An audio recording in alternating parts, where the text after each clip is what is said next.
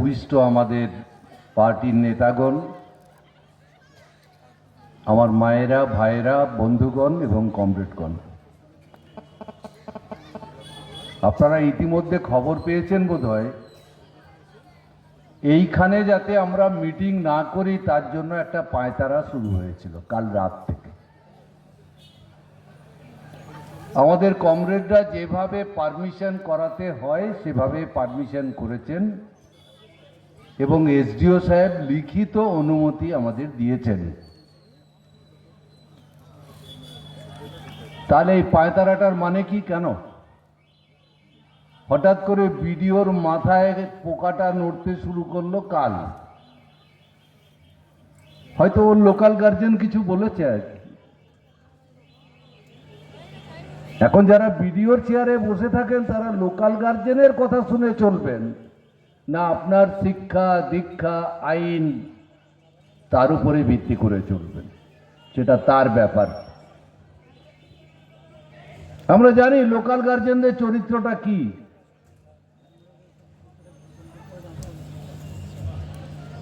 এখন বেশিরভাগ সরকারি অফিসার, পুলিশের অফিসার, তারা তৃণমূলের কথাতেই উঠবোস করে, ব্যতিক্রমও আছে।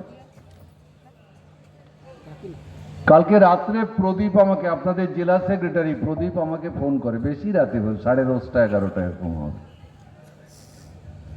যে এরকম কেস ভিডিও আমাদেরকে একটা চিঠি দিয়ে বলেছে তোমাদের মিটিং হবে না, পারমিশন ক্যান্সেল।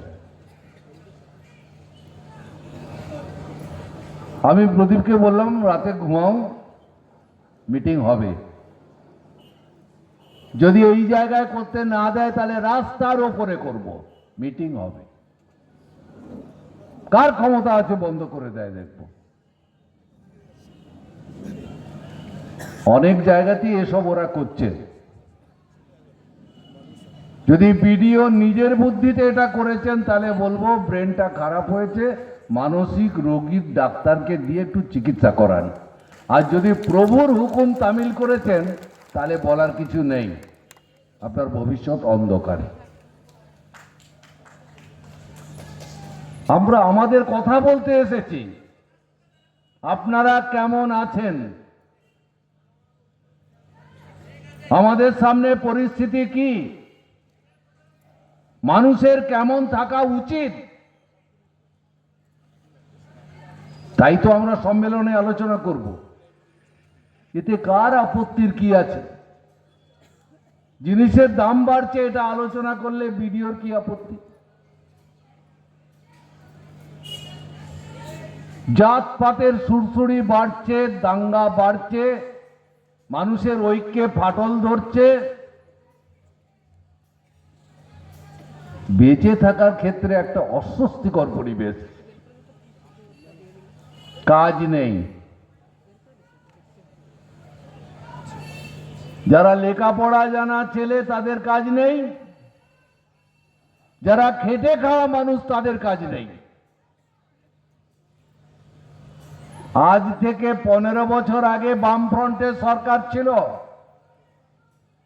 আমি আপনাদের জিজ্ঞাসা করি, ঝাড়গ্রামের কটা ছেলে চেন্নাইয়ে কাজ করতে যেত, কেরালে কাজ করতে যেত, কর্ণাটকে কাজ করতে যেত, মহারাষ্ট্রে কাজ করতে যেত? কজন? এরকম পরিযায়ী শ্রমিক ছিল নাকি? এখন গ্রামের পর গ্রাম গিয়ে দেখবেন ওই মাচাগুলোতে বসে যে ছেলেগুলো আড্ডা দিত সে মাচা পাকা হয়ে গেছে,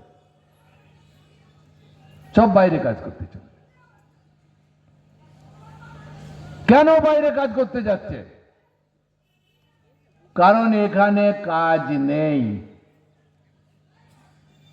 এখানে কাজ নেই, তাই তারা বাধ্য হচ্ছে অন্য জায়গায় কাজ করতে যেতে।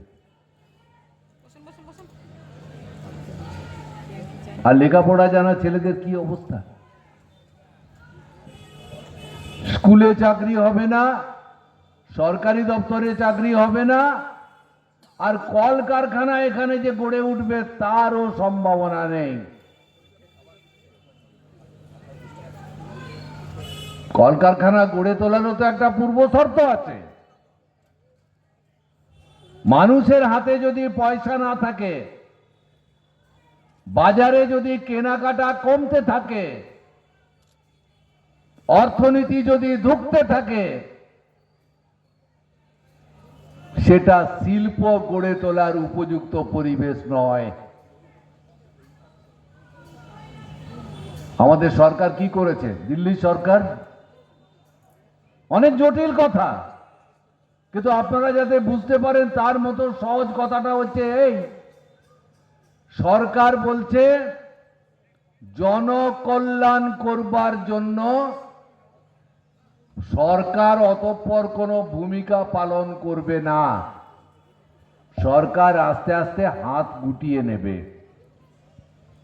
সারের দাম কেন বাড়ছে? সরকার বলছে আমার কিছু করার নেই। বিদ্যুতের দাম কেন বাড়ছে? আমার কিছু করার নেই। ওষুধের দাম কেন বাড়ছে? আমার কিছু করার নেই। ছেলেদের কাজ নেই কেন? সরকার বলছে আমার কিছু করার নেই। স্কুলে মাস্টার নেই কেন? আমার কিছু করার নেই। তাহলে তুমি কিসের সরকার? আমাদের যেখানে সমস্যা সেখানেই যদি সরকারের কিছু করার নেই, তাহলে আছো কেন? যাবে কবে? এই কথাটা বলতে গেলে একটা মুরদ দরকার, আর সেই মুরদ লাল ঝান্ডারই আছে, আর কারো নেই। লাল ঝান্ডাকে ভুল বুঝলে কিছু করার নেই। আচ্ছা, এই যে জঙ্গলমহলের মানুষ চাল পাচ্ছেন, কোন আইনের বলে পাচ্ছেন মনে আছে আপনাদের? কোন আইনের বলে? জাতীয় খাদ্য সুরক্ষা আইন কত সালে পাস হয়েছে? 2012 সালে। চালু হয়েছে 2013 থেকে।